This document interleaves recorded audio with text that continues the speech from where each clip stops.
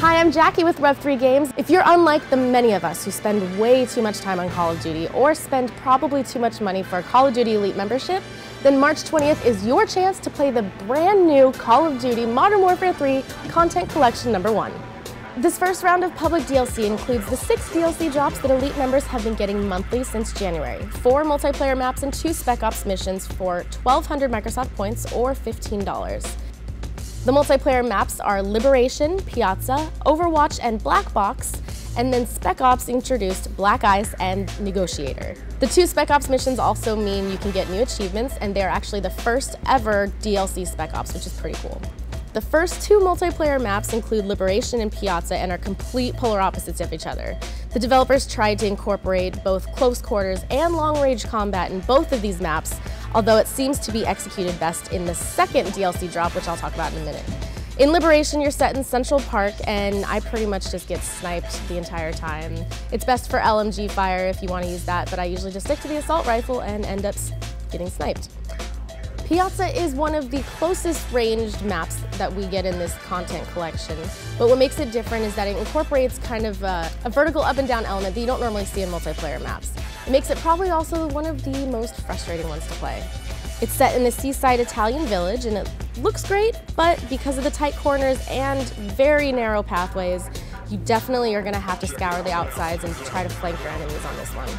The third multiplayer map that we got in the February DLC drop is called Overwatch and has to be hands down my absolute favorite one to play.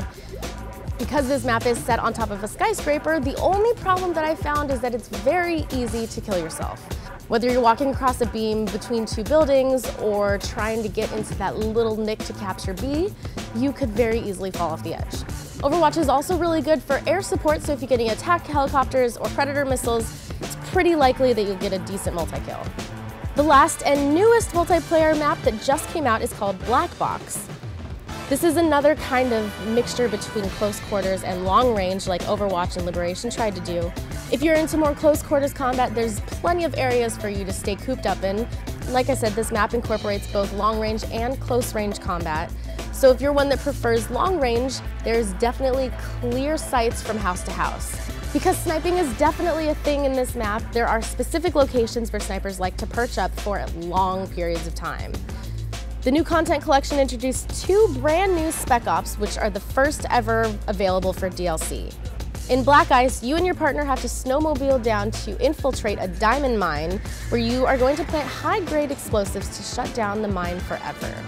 As you drive the snowmobile down into the mine with just 1 pistol, your partner is on lookout on the back with his akimbo guns. Once you make it into the mine, there's obviously going to be a bunch of dudes you're going to have to plow through to get to the explosives, but once you get it, you just have to escape the mine and then you're done. The other Spec Ops mission called Negotiator takes you to India where you need to save 35 hostages.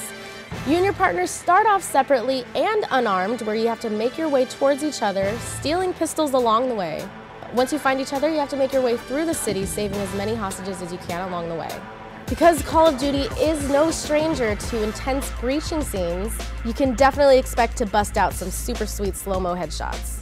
I also really like that they incorporated both close quarters and long-range combat in their multiplayer maps because I feel like they need to have that kind of dynamic in order to keep their audience together, because I feel like, some people prefer really long-range maps and other people prefer really close quarters, and it definitely separates, the players, and that's obviously not good for multiplayer. So speaking of being bad for multiplayer, the biggest problems that I've seen with this is basically the lack of players. Because it was released just to people that pay for Elite and not everybody, obviously you're gonna get a bunch of little dicks playing with you, and it's not gonna be as awesome as it can be.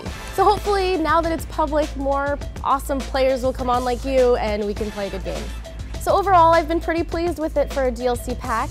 So be sure you let me know what you think if you've been playing. You can subscribe to us on youtube.com/MW3Games or find me personally on Twitter @Jackie Talbott. Thanks for watching.